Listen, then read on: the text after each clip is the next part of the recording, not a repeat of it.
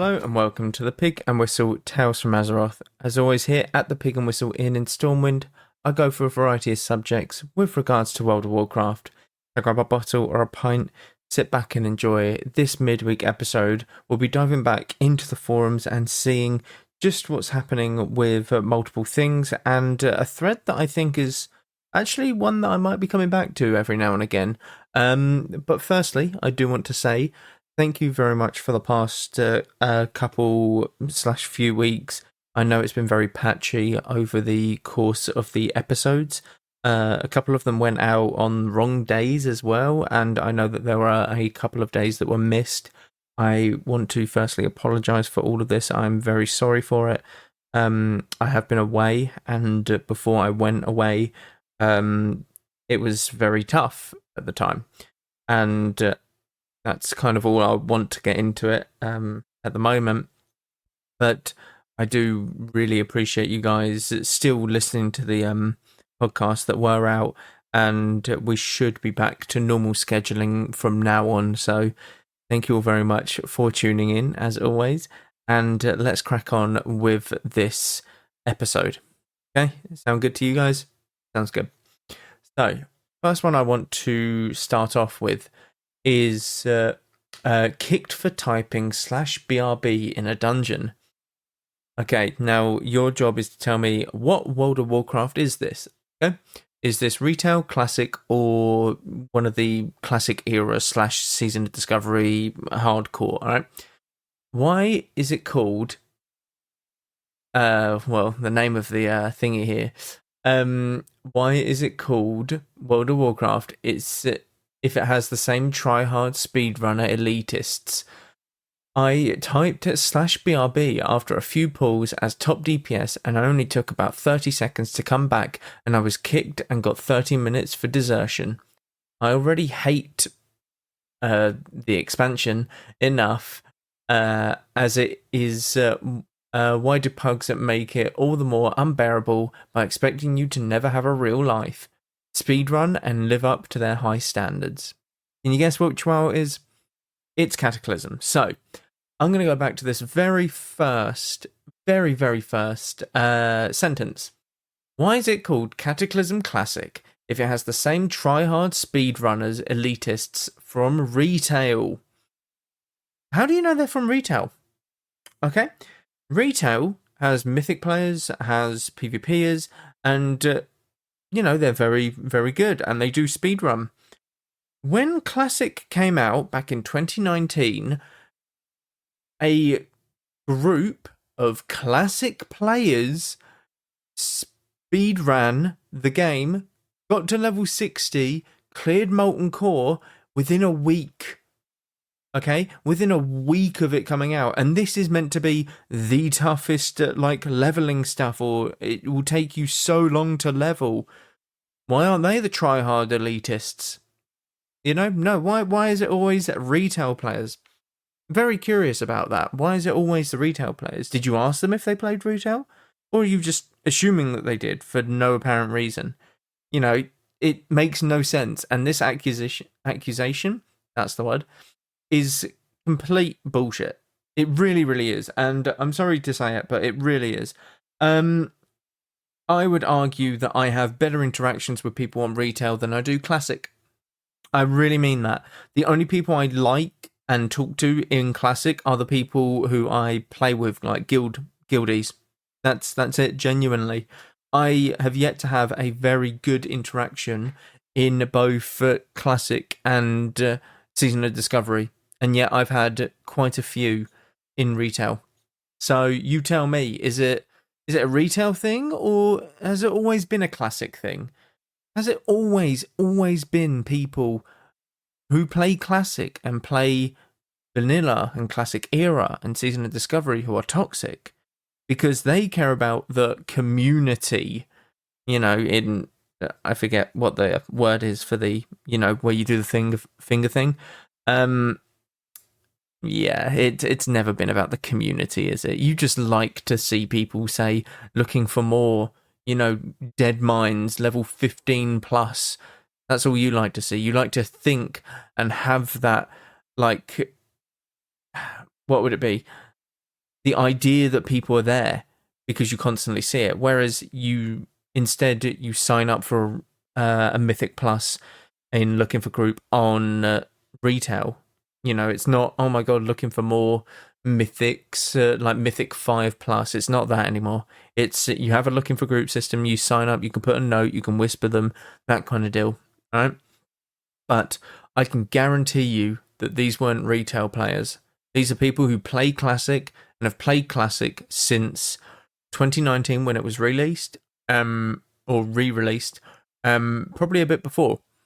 Like, yes, they play retail and probably have done in the past, but these are the people who would claim that Classic is a better version.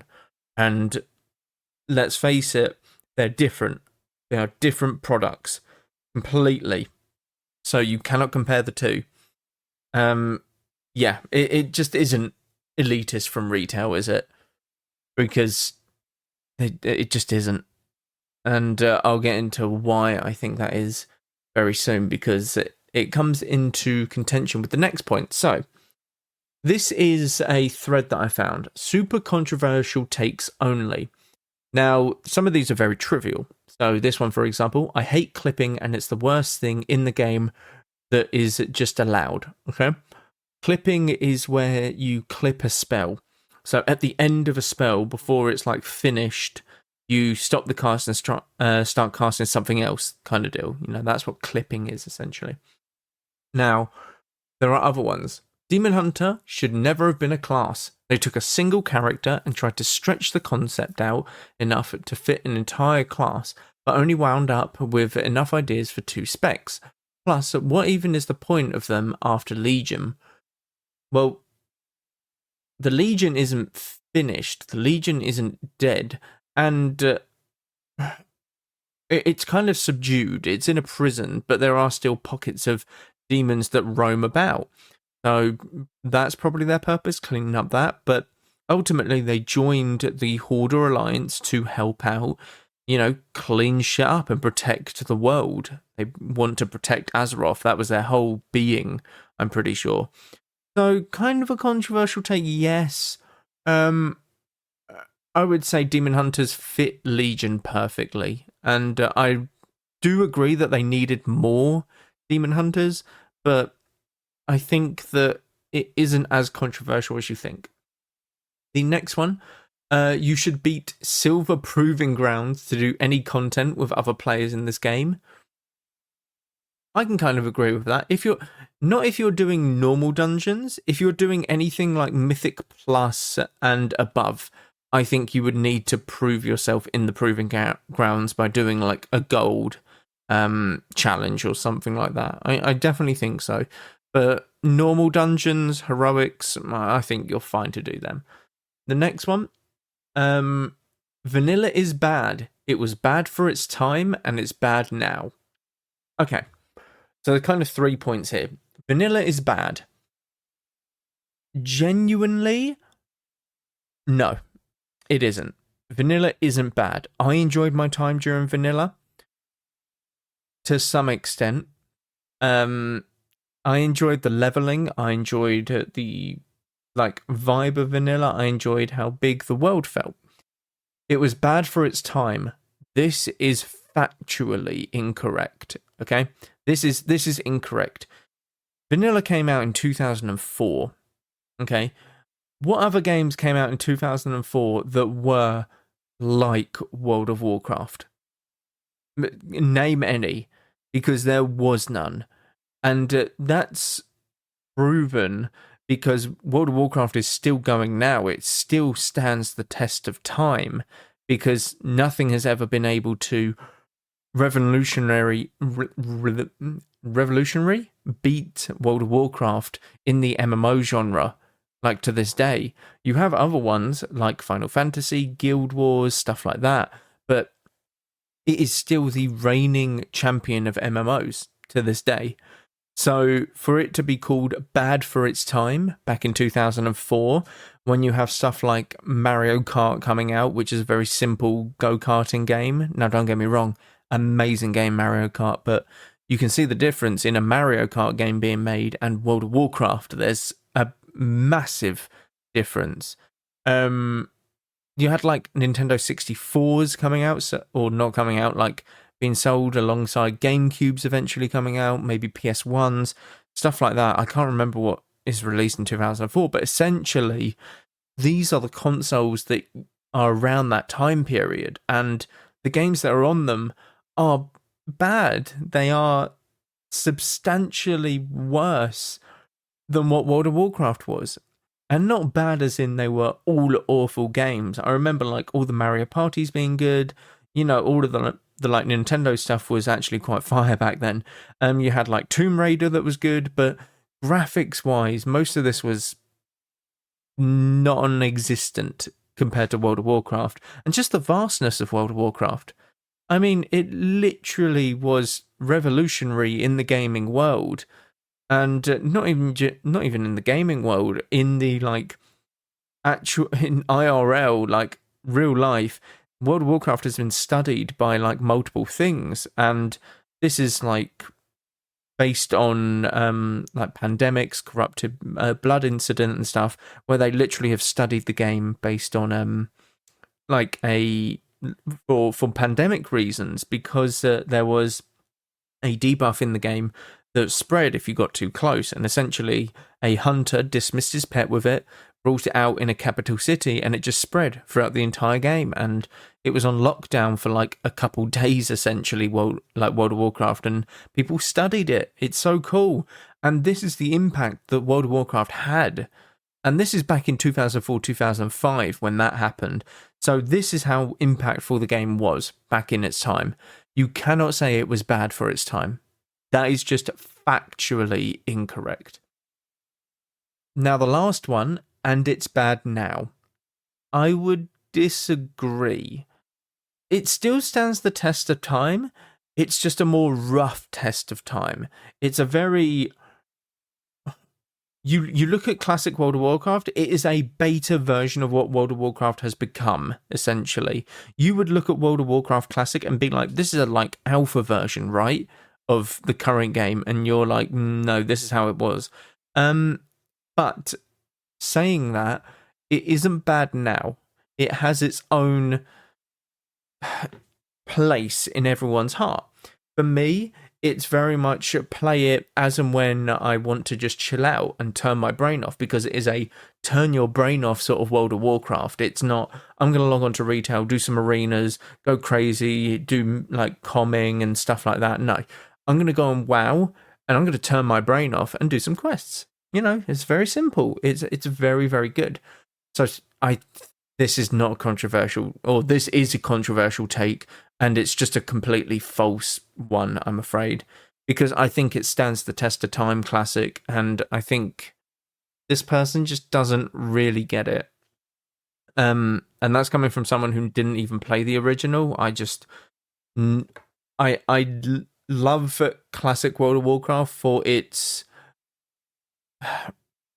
rustic aesthetic, I don't know is the best way to put it, but how it plays like back in 2004 compared to today's World of Warcraft. It's that simple. Nobody cares about the lore. The story is trash. Okay. People literally do care about the lore.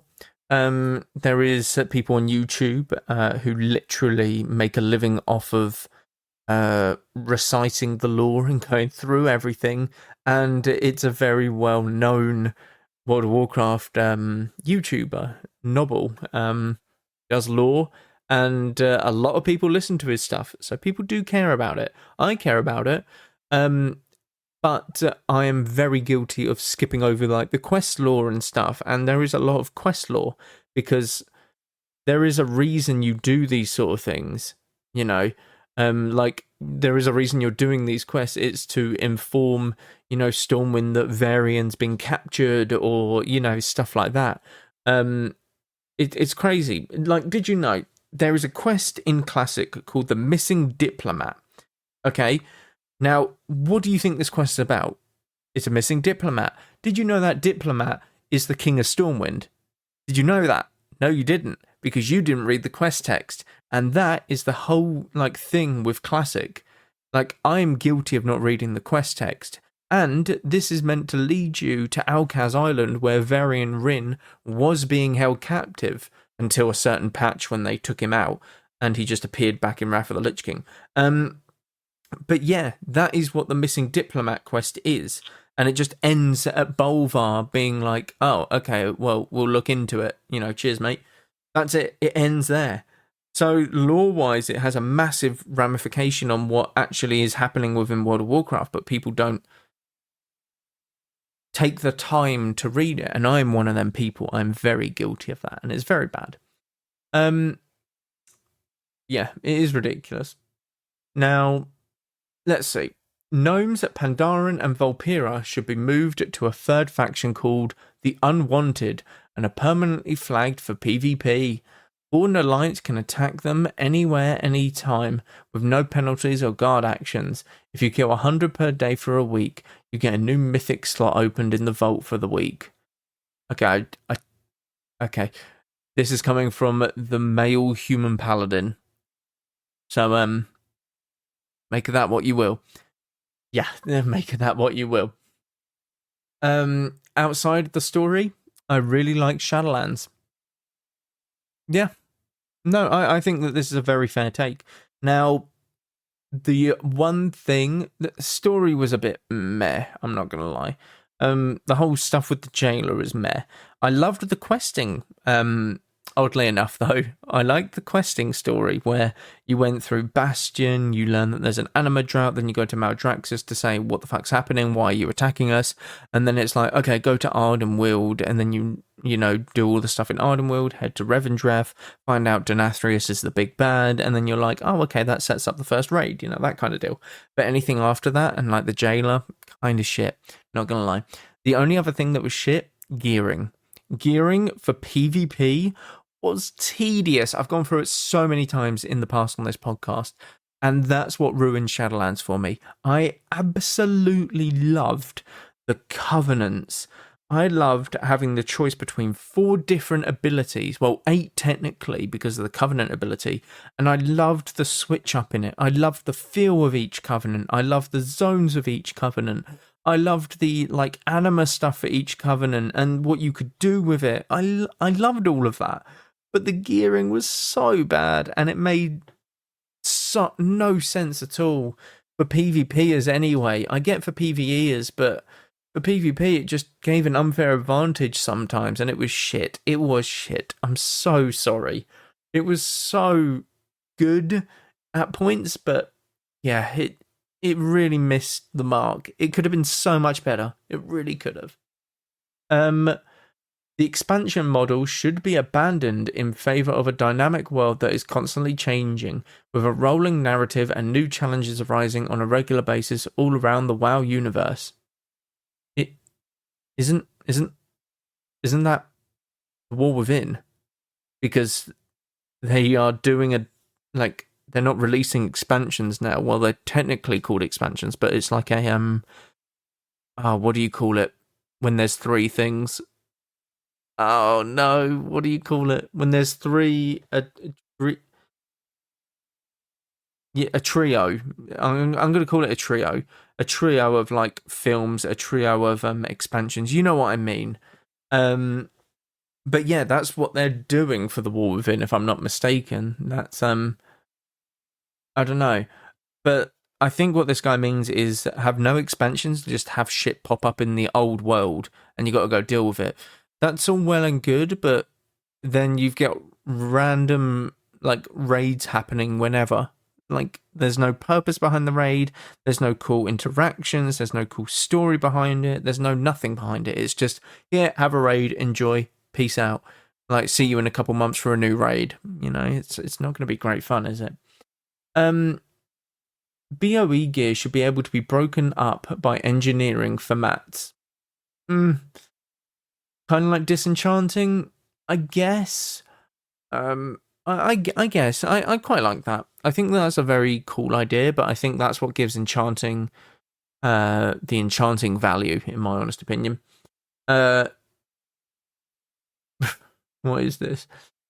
Jaina has been eating too many manna cakes and cheese slices to be wearing those outfits. Her Coltiran is starting to show.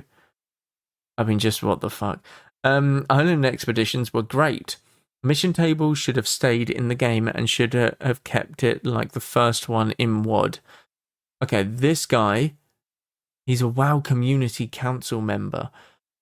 It shouldn't stay like WoD, because the problem with Warlords of Draenor garrisons was the gold influx from them was substantially through the roof. It was crazy. So, yeah, not a big fan of that. I do like the mission tables sometimes, but not all the time.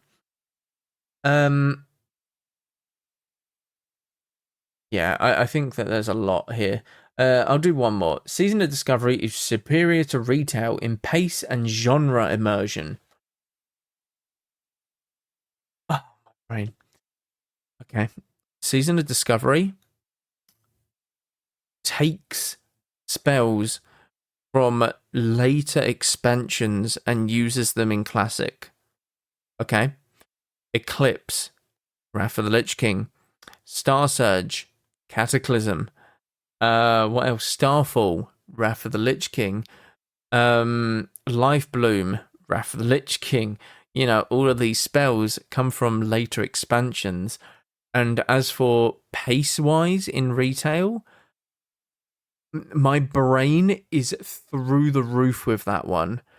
This guy has not played a single mythic or PvP'd at a decent level at all in retail. You're telling me I walked into a Season of Discovery raid a few weeks ago,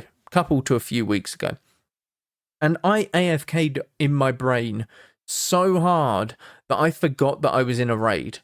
I genuinely blacked out the entire raid and ended up at the final boss getting some loot. That's how brain dead you can be in classic raiding. You really can. And it's very stimulating for other people. Don't get me wrong. Like the raiding and stuff, people really enjoy it, and that's fair play to you.